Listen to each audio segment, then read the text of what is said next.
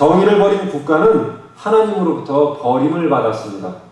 예언자 아모스는 정의를 저버린 풍요로운 사마리아에 대한 하나님의 진노와 심판을 선포하며 가난한 자를 압제하는 그 불의한 상황을 아래와 같이 전하고 있습니다. 여호와께서 가라사대 이스라엘의 서너 가지 죄로 인하여 내가 그 벌을 돌이키지 아니하리니 이는 저희가 은을 받고 의인을 팔며 신 한 켤레를 받고 궁핍한 자를 팔며 가난한 자의 머리에 있는 티끌을 탐내며 겸손한 자의 길을 굽게 하며 부자가 한 여인에게 다녀와서 나의 거룩한 이름을 더럽히며 모든 단 옆에서 전당 잡은 옷 위에 누우며 저희 신의 전에서 벌금으로 얻은 포도주를 마시니라.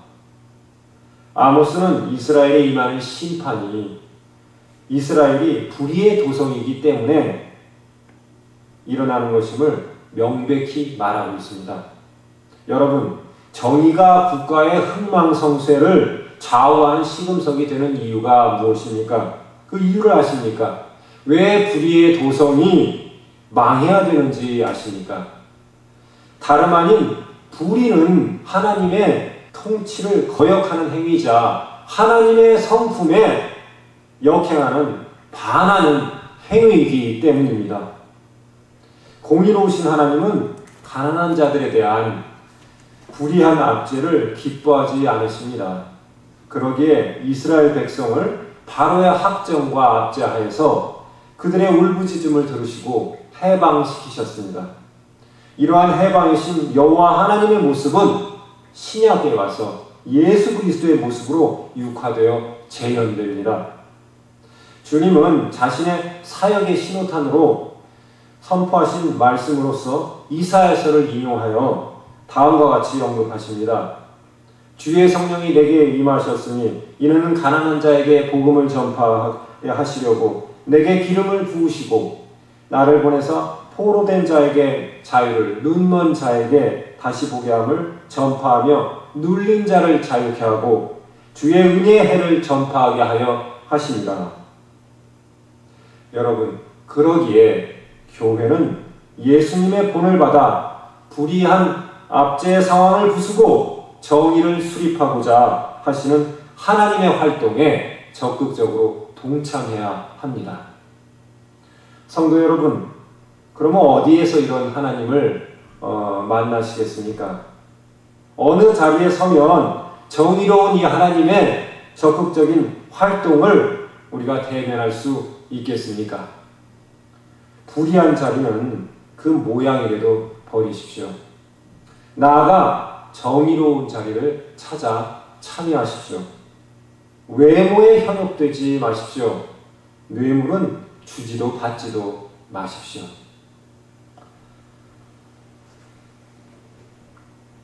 두 번째로 하나님의 성품은 고아의 아버지요 과부와 나그네의 보호자이십니다. 본문 신명기 10장 18절 말씀입니다. 고아와 과부를 위하여 신원하시며 나그네를 사랑하사 그에게 식물과 의복을 주시나니. 성도 여러분, 성서의 하나님은 어떠한 하나님입니까? 그는 가난한 자를 사랑하고 의지할 곳이 없는 자에게 긍휼을 베푸는 신이십니다. 이와 같은 하나님의 모습은 성서 전체에 걸쳐서 매우 분명하게 나와 있습니다. 성서 어느 한 부분에 집중적으로 나온 내용이 아니라 성서 전 영역에 있어서 골고루 나와 있는 내용입니다.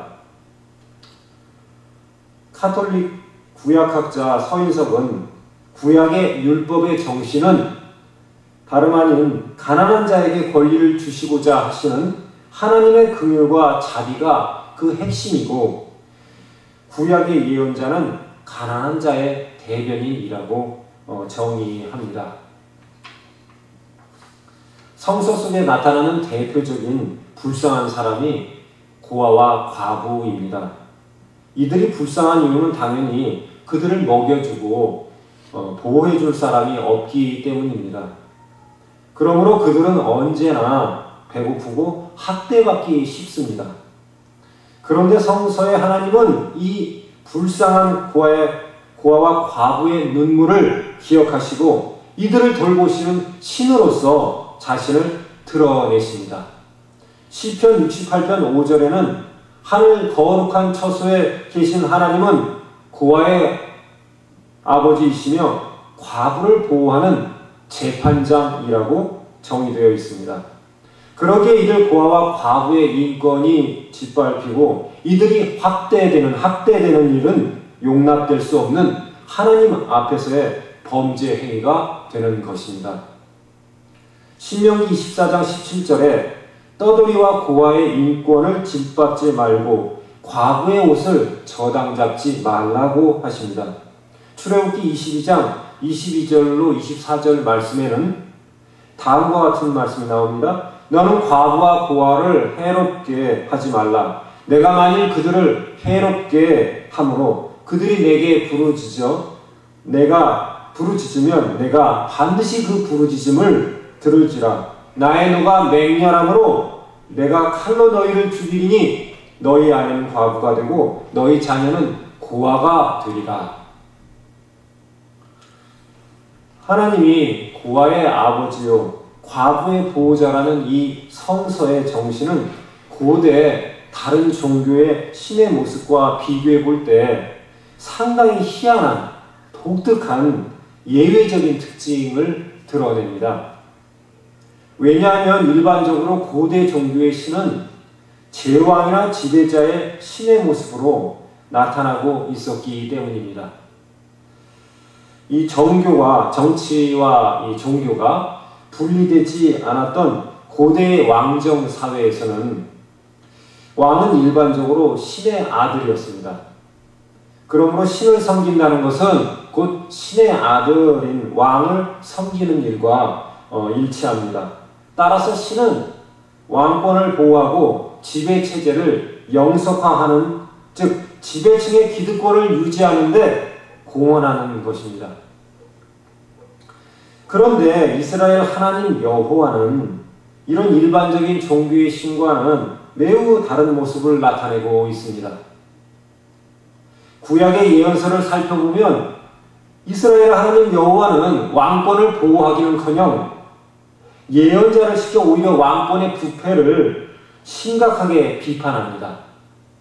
그리고 더 나아가 예언자들은 가난한 자들의 대변인으로 고아와 과부의 아픔을 신원해주는 자로 자처합니다. 이러한 하나님의 마음은 신약의 예수 그리스도의 십자가 사건으로 이어져 그 절정에 다다릅니다. 이러한 하나님의 긍휼과 자비가 계시는 제 결정적인 사건이 바로 예수 그리스도의 십자가 사건이죠. 오늘 이러한 성서의 정신은 바로 그리스도의 교회가 하나님 앞에서 어떠한 책임을 담당해야 하는지를 우리에게 깨우쳐 주십니다. 즉 교회는 고아와 과부로 상징되는 의지할 것 없고 보호받을 길 없는 자들을 아버지요 보호자가 되어야 합니다. 저는 최근 보수교단 사이에서 요사이 세상에 대한 섬김을 강조하면서 전에 하지 않던 일들을 그렇게 하면서 그들이 마치 선교나 전도를 위한 수단으로 이러한 세상에 대한 섬김을 언급하는 걸 보고 아연실색하지 않을 수가 없었습니다. 이는 세상에